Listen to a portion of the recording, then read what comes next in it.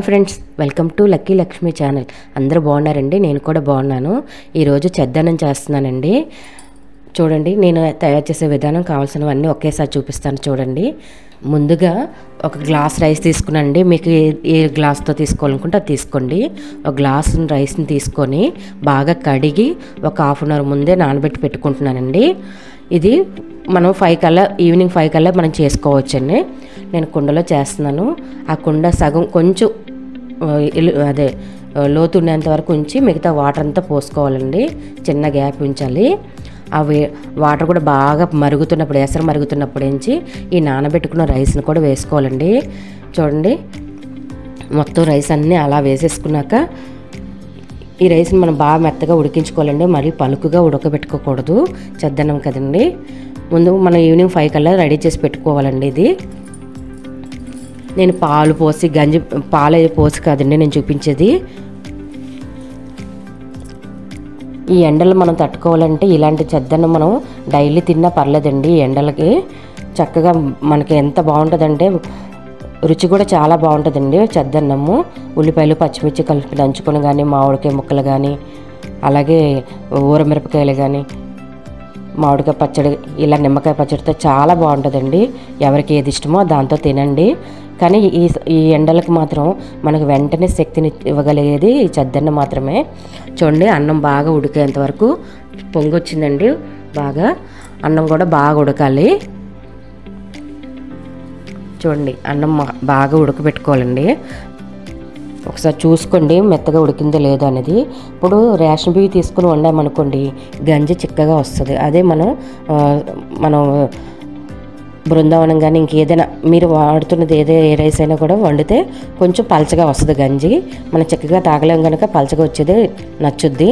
చూడండి, అన్నం ఉడికిందండి చక్కగా. కొంచెం వాటర్ పోసుకోవాలండి, గంజి పలచగా రావాలంట. నేను వార్చుకుంటున్నాను అందుకనే.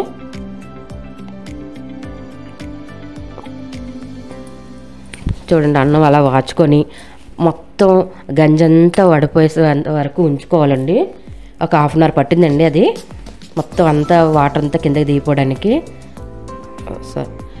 గంజంతా దిగిపోవడానికి ఒక హాఫ్ అన్ అవర్ పట్టిందండి. చూడండి, ఇప్పుడు నేను తీసి చూపిస్తున్నాను. మీరు కూడా ఒక్కసారి ఇలా ట్రై చేయండి, నేను చేసినట్టు కూడా. చక్కగా మార్నింగ్కి ఎంత బాగుంటుందంటే అంత బాగుంటుందండి. కొంచెం పులుపుగా ఉంటుంది కానీ గంజి పోస్తాం కదా, పుల్లగా ఉంటుంది.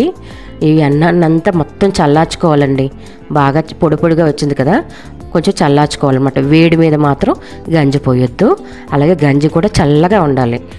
మీరు 5 కల్లా మీరు రెడీ చేసి పెట్టుకోండి. ఇది మార్నింగ్ మళ్ళీ తినొచ్చండి.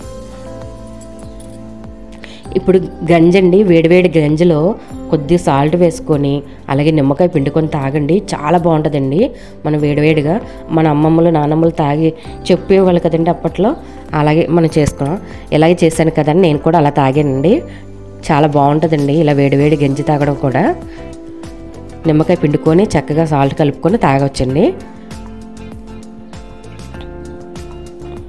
చూడండి, ఇప్పుడు నేను ముందుగానే గడ్డ పెరుగు కుండలోనే పెరుగు తోడు పెట్టుకున్నానండి. చూడండి ఎంత గడ్డ పెరుగు అయిందో. బాగా తోడు పెట్టుకొని నేను ఉదయాన్నే పాలు మరిగించేసుకొని నేను తోడు పెట్టానండి. చిక్కటి పాలు బాగా మరిగిస్తే మనం వాటర్ పోయకుండా మరిగించామనుకోండి, అలాంటి గడ్డ పెరుగు తయారవుతుందండి. చూడండి, అన్నం బాగా చల్లారిపోయింది. దాంట్లో ఈ గడ్డ పెరుగుని వేసుకొని బాగా కలుపుకోవాలండి. వాటర్ గంజి పోయకుండా.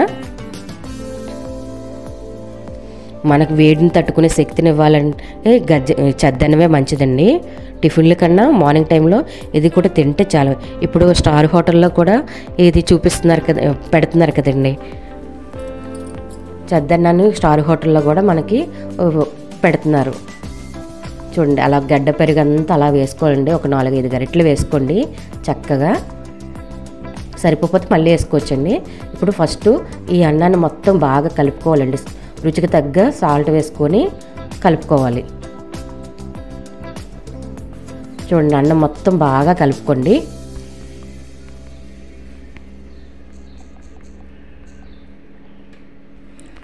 బాగా కలుపుకోండి. ఎందుకంటే ఇప్పుడు పెరుగు వేయగానే గంజి పోస్తాం అనుకోండి, అది గడ్డగా ఉంటుంది.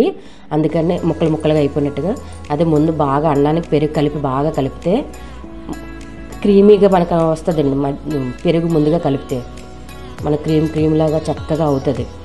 ఇప్పుడు మనం చక్కగా సాల్ట్ అది వేస్తాం కనుక గంజి చల్లార్చాను కదండి, ఆ గంజి కూడా పోసుకోండి. వాటర్కి బదులు గంజి పోసుకుంటే మన బాడీలో వేడంతా వెంటనే తగ్గిపోతుందండి. మార్నింగ్ మనం తింటాం కదా, చూడండి అప్పుడు పంట పొలాల్లోకి వెళ్ళిన వాళ్ళు ఇలా చెద్దనమే కదండి కట్టుకొని వెళ్ళేవాళ్ళంట. మా అమ్మమ్మ నాన్నమ్మ వాళ్ళు చెప్పేవాళ్ళు. ఇప్పుడు అది ఎంత శక్తిని ఇస్తుంది వాళ్ళకి ఎండలో ఉన్నా కూడా. అలాగే మనం కూడా ఎండను తట్టుకోవాలంటే ఇలాగ ఒకసారి ట్రై చేయండి. చక్కగా చిన్న ఉల్లిపాయలు కట్ చేసుకొని అందులో వేసుకోండి. కడిగేసిన పచ్చిమిర్చి కూడా ఒక 4-3 వేసుకోండి. నేనైతే ఒక 4 వేసుకున్నాను. దీని మీద ఇంక మూత పెట్టేసి అలా పక్క పెట్టేస్తే మార్నింగ్ తీసుకొని తింటే ఇంకా చాలా బాగుంటుంది. చూడండి అలా బాగా ఊరిందండి పెరుగు అంతా. ఇంకొంచెం గంజి కూడా మనకు కావస్తే పోసుకోవచ్చు. ఎందుకంటే మనకు గంజి కూడా పోసి మనం గడ్డలా ఆరిపోద్ది కదండి, అది గంజి పోసి కూడా మనం చక్కగా కలుపుకొని తినొచ్చు. మరీ చక్కగా తినలేం కదా, పెరుగన్నం తిన్నట్టు ఉంటుంది. చెద్దన్నం తిన్నట్టు ఉండాలంటే కొంచెం గంజి పోసుకోండి. చూడండి అంతా అలా కలుపుకోండి. మనకి ఇంకొంచెం గంజి కావాలంటే ఆ గంజిని కూడా పక్కన పెట్టుకొని ఇప్పుడు దాన్ని కూడా కొంచెం పోసుకొని తినండి. సాల్ట్ సరిపోతే వేసుకోండి. చూడండి అలాగా ఉల్లిపాయ పచ్చిమిర్చి నంచుకొని తింటే ఉంటుందండి. ఇంకా అమృతంలా ఉంటుందండి. మార్నింగ్ అలా తినాలి చెద్దను. మీకు నచ్చిన ఏ ఆవకాయ కానీ, మీరు నిమ్మకాయ పచ్చడి కానీ, ఇంకే ఊరమిరపకాయలు ఏది ఉంటే అది అంత తినండి. ఈ వీడియో కనుక నచ్చితే ఒక లైక్ ఇవ్వండి. కొత్త వారు చూస్తుంటే సబ్స్క్రైబ్ చేసుకోండి. Bye friends.